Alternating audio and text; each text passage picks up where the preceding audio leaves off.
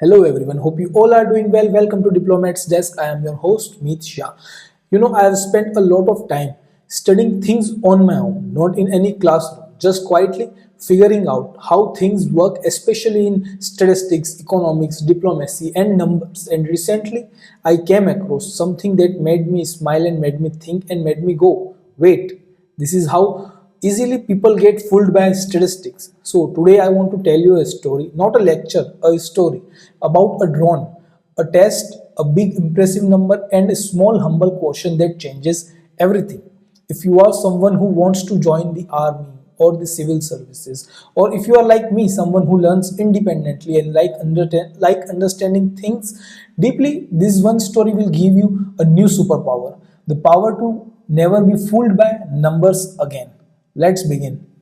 Now, picture this, an army testing range, the kind of dust, noise, excitement, and group of officers standing like judges.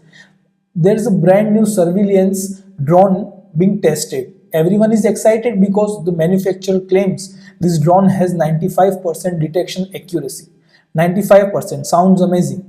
Even my exams never saw such numbers. I was more of a 60% achiever with above average confidence. Anyway, the drone takes off, cameras are rolling, officers are watching screens.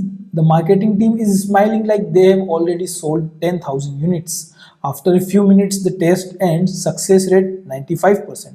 The room claps, tea is served, press statement prepared, article published, army test, high accuracy drone of 95% detection rate. But one person in the corner, quietly, slightly awkward, wearing spectacles, is not celebrating. The statistician. The statistician clears his throat.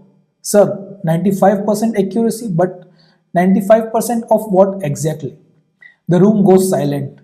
Now, this is lesson 1. A percentage without a reference is like saying I ran fast without saying how far. Maybe the drone detected 19 out of 20 targets, or 95 out of 100 targets, or 1 out of 1 target, which is still technically 100%. If you detect only one target and get it right, congratulations, you have 100% accuracy on drone.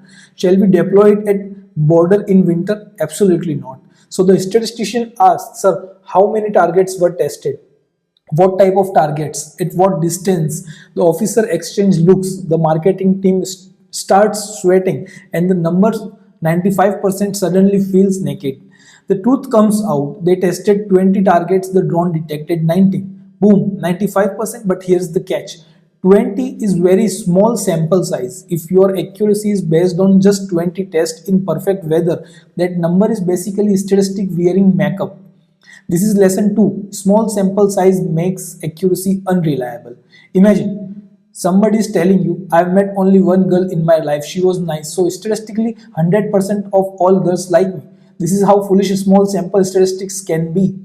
Now, the statistician continues, sir, were the tests done in these conditions? Like clear sky, no crosswinds, flat ground, daylight, stationary targets, no electronic interference.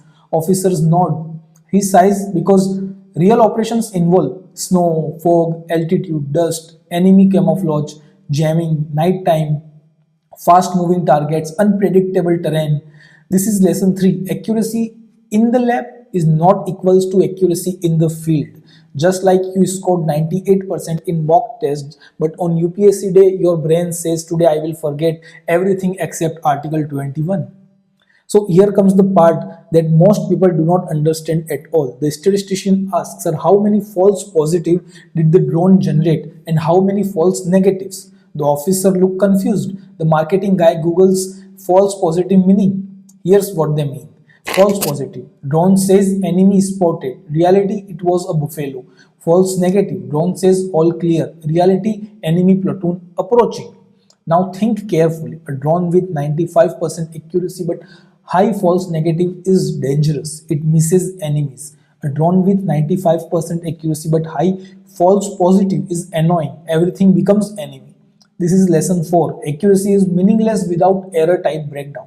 Imagine a medical test that says 95% accurate, but 95% of the time it confuses fever with malaria. Not very helpful.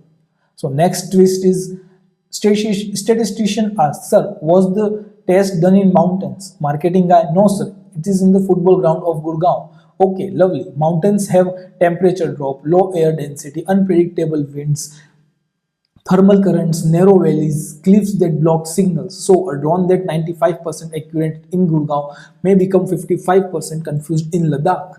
So this is lesson 5. Environment change statistics. Just like your friend behaves differently at home and at college. Same person, different setting, different performance.